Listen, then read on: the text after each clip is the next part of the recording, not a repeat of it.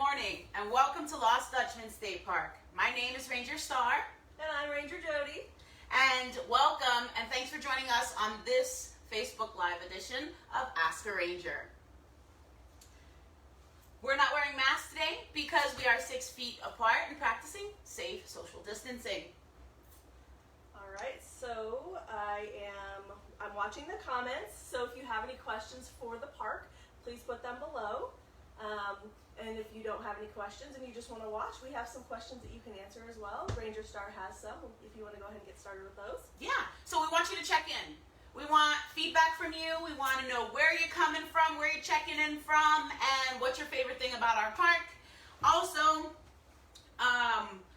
any questions that you have for us as rangers, or questions about our park or the area, feel free to drop them below. If we don't get to them during the Facebook Live, we will do our best to answer them later on in the day.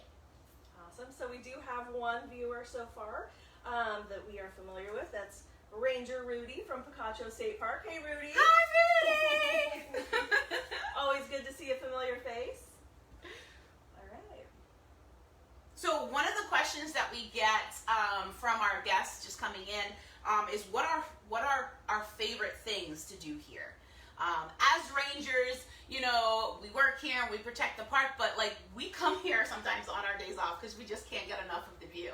For me, I'm a bit of a selfie queen, so I love to take pictures on the park with my family and my friends and come see my job, you know, it's so beautiful here. And so we take pictures. So like pictures is my favorite thing to do on the park. I think I find myself studying the saguaros a lot. I never saw them obviously until I came here, and I grew up in the Midwest and I've lived all over the country. So coming here to see something that's so iconic, I find myself always drawn to the saguaros. I like to watch the birds and look for wildlife and just see who is using the saguaros as their home. And so I think that when I'm here in the park is my favorite thing. And of course I like to hike, so there's the hiking trails as well. I also wanted to add that we want to say hello to Jennifer from Mesa. Welcome. Hi, Jennifer. All right, so we do have a question. What park is better, Picacho or Lost Dutchman, and why? I wonder who asked that question. Well, I guess it depends on your preference. If you are from a certain area and how far you're willing to drive, of course, we might be a little biased. The view is amazing here. My favorite park? I don't know if I can answer that. I don't know if I'm allowed to answer that. I mean, of course, I love it here, but there are some other parks that are close to my heart. What about you? I was at Picacho for a week for a class, and I really enjoyed my time there. And the sunsets there were really great. That was in early December, so I really enjoyed my time there. I didn't get out on the trail much, though. So I would have to say for hiking, I do prefer Lost Dutchman, probably because I've seen it more. And there are really hard trails in both parks, though. So a lot of people come here because of the proximity of the city. But Picacho also has a really hard trail up to the top that actually requires gloves and ropes and all that stuff, too. So if you're looking for a hard hike, both will work. So we're going to have to go with they're both equally awesome in their own special ways. You know, to add to that, I just recently went to Lake Havasu. Shout out to Lake Havasu. Woohoo! Beautiful park. Beautiful. Love the water. Love the cabins. So, yeah. The more I visit, the more I like, ooh, I like that one. Ooh, I like that one. So, yeah. Well, they all are parks and relevant for a reason because they all have something special to offer. So they are unique and special in their own ways. Amen. All right. So do you have any questions over there you want to ask? Yeah. So one of the questions that we got is what trails go into Tonto National Forest? Now, a lot of people come to Lost Dutchman and they want to do flat iron. They want to take the tough, you know, grab the bull by the horns and hike to the very top. But that's Tonto. The trailheads are here, but it hikes off into Tonto National Forest. So trails like Jacob's Crosscut and the Treasure Loop and Flat Iron and Praying Hands, they're all connected. We just have the trailheads. And currently, Tonto National Forest is closed. Hopefully it will open on the 1st. Hopefully, cross your fingers. Yeah, it's closed because of the Superstition Mountain Fire came out here. Superstition Fire, sorry guys, I always want to throw that mountain in there. It came really close to the park, so we were closed very briefly. But the Tonto remains closed because they are going to be doing studies and that sort of thing to see how the fire has impacted the wildlife. So the tentative open date for that is October 1st, but maybe they'll rescind it earlier. It's all up to them. All right, what else you got? I have, how do you buy an annual pass? And what are the benefits of having an annual pass?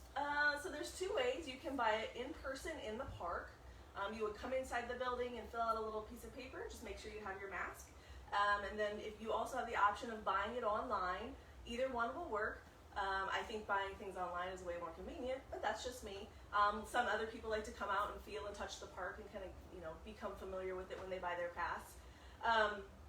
One thing that's important to know is that we are the only state park in the valley. The closest other parks are Picacho, and those are about an hour and a half away on the very, the short side, depending on how quick you drive, and where you're coming from. And then another thing, what am I forgetting? I feel like I'm forgetting something. Oh, it doesn't include camping or cabins. So it's just for day use. Day use only. If you're gonna sleep, the pass doesn't work. Is basically the kind of the way to think about it. No sleeping with that pass. And also some of the water parks, it doesn't include day use for that. Like Patagonia, Lake Havasu, Slide Rock, some of the busier parks, the annual pass doesn't work, but the premium pass? The premium pass does work. And the annual pass, the caveat is April through October, you can't use the standard green pass on the weekends in those popular water destination parks because it's very hot and everybody's trying to get cooled off. And personally, since I'm not a huge fan of big crowds like that, to me that's cool because I'd rather go during the week anyways. Yeah, and it doesn't cover amenities like cave tours at Kartchner Caverns and things of that nature. All right, what else you got? How to become a junior ranger. So you would stop into the office and let us know how old your children are, and we would issue you a Junior Ranger book, and then you would go out and you would explore the park and you would fill in that book, and then when you're finished, you would bring it back and you would discuss the book and what you've learned or your child has learned with the ranger. And it's not only for children. Adults can do it as well, and personally I think that's kind of more exciting because then they're getting outside the box. I'm a total nerd. I would, Yeah, I think, so anyways, get the booklet, fill it out, learn some things, come share what you've learned, and then you get sworn in as a junior ranger. And each Arizona State Park has their own unique badge. And, during these times, you're looking for stuff to do, visit all the state parks and collect all the different badges that they have. Yes, and if you do collect all those badges, please show them to us. We would love to see you covered in badges with a picture. That's super cool. Because that would be super amazing. Yeah, we would love that. Absolutely. Another question to tag along with how to become a junior ranger is what is there to do with kids, for kids, here at the park? And there's a lot of things to do with the junior ranger program and becoming a junior ranger and what goes along with that. But also when you come to the park and you bring your kids here, teach them about the wildlife. Our motto is conservation and preservation. Natural resources don't last forever if we don't protect them. And once they're gone for good. And I think it's important to teach the kids that. And proper, practices, leave it better than you found it. So if you're hiking on the trail with your kids and you see trash, if you have gloves, and be safe about it, but, teach them, hey, you see that trash there? I mean, if you're not comfortable with picking it up, fine, but point out to them, you see that trash there, somebody left that, and they might have done it intentionally, they might have done it by accident, but this is what happens to that trash. It gets blown away, and then the animals eat it, and they can get sick from it, Take advantage of those teachable moments. I think it's very, very important when kids come to, a state park or national park or whatever, to teach those types of preservation, conservation. Very important to leave no trace. Leave no trace. And one thing to consider is the wildlife is attracted to things that are shiny, so they'll actually take it back and if they don't ingest it, they'll have to build it into their nests, and so it's never good. So if you have the opportunity to clean up after someone else who may have accidentally or intentionally dropped things, that's always good. Yeah. I want to give a shout out to Kayla. Good morning. Thank you for Kayla. watching us. Hey girl, hey. All right. Do you have any other questions on there? I do. What is some of the predators that live on park? The first one that comes to mind to me is the coyote. Yep. That's a major predator here, and it really, I have like a personal impact with that one. I always grew up hearing about coyotes, but I never had any real experience with them until I was at this park, and I would come in really early or I'd be working late, and you could hear them basically like having lunch or breakfast or dinner at dawn and dusk, doing their thing. And the very first time I heard that, I was like, what? That is so cool. Yeah. So coyotes are a big predator here in the park. There are mountain lions in Arizona. I can't speak to them actually living here in the park, but they could definitely roam here. They're pretty elusive, so you're not likely to see them themselves. You'd more likely see their scat or their tracks. True. Some sort of, evidence that they were there. Yeah, and our wildlife cam just picked up bobcats. Super cool. So adorable, and like real close-ups of their face. Might share those pictures on our Facebook page. Look out for those. And we saw a lot of mule deer recently, and I saw my first javelina on park. I'm like, we know that javelinas, live here on park, but they're not a predator. But like, it's just cool to see. You don't want to check it off your list. We have a long list of sightings of animals that we've seen and people have reported on park. But when you see it yourself, it just validates that. Like, oh yeah, they are here. So I've seen a javelina for the first time. But yeah, bobcats. What else? Ooh, the birds of prey. Yes. Yeah. So the raptors, the Harris hawks are really cool. The owls are really cool. Now, cool ranger moment. Okay, I was doing rounds and I saw a Harris hawk attack a great horned owl on a saguaro, and they were battling out in the air. No, I didn't get a picture. No, it's kind of one of those things that like stop you dead in your tracks. Like, oh, that is the coolest thing I've ever seen. Yes, validated my ranger. My rangerness. Yeah. Well, that's something you want to watch instead of take a picture, because by the time you fumble with your Oh phone yeah, to work, yeah. you've missed. You blink and then you miss it. It was awesome. It was so awesome. Yeah, so that's super cool. Well, the cool thing about having javelinas here is those are prey for our predators. Yes. So it's the circle of life is definitely going on here with all our birds and the mammals that live here in the park. So it's pretty cool. All right, so we do have a question. It says, what should people know about camping or renting cabins if they've never camped in the desert before? Ooh, that's a good one. It is a good one. It's a good one. Lots of water would be important. So let's specifically talk about our park. So cabins and camping definitely have water. Currently, you can't have fires in the park. It's the desert. It's very dry. It's a tinderbox. So we really strongly, no fires. Yeah. So that would be really important. Making sure you put your food away at night and keep your campsite clean, so you do not invite those animals into your campsite, because that could be bad for them, but also bad for you because your food could be eaten and then you would have none. I can remember at a park one night, I was coming back in, it was really dark, and I saw these glowing eyes in the distance, and so I creeped up on it, and it was a raccoon eating marshmallows in the road because someone had not put their food away. So, that's kind of an important thing to know. You want to have your sunscreen and dress properly for the desert. Even if you have like a cool morning, but wear layers, because as you're hiking throughout the day, it's going to get hotter, especially right now. Is there anything you want to add? Yeah, no, I think it's important when camping is to know your limits. Know your limits. What's your comfort level? Can you endure extreme temperatures, or like how cold is too cold for you? You know what I mean? Are you tent camping? Are you RV camping? Do your research. I think it's important. Check the temperature of that area. Scout it out if you can, and be prepared. You always need to take care of your basic needs. So you need food for the trip. You need, a light source for when it gets dark. And you need to address those basic needs. And as far as camping, well, here at Dutchman, there's no water. There's no sinks, no bathrooms. You have to use the campground bathrooms, but you have to bring your own linen. No pets allowed. We do have fans and heating and AC in the cabins. There's electrical outlets and bunks. So we have a queen size bed in our cabins, and then 2 sets of bunk beds, which we provide the mattresses, but you have to provide the linen. And yeah.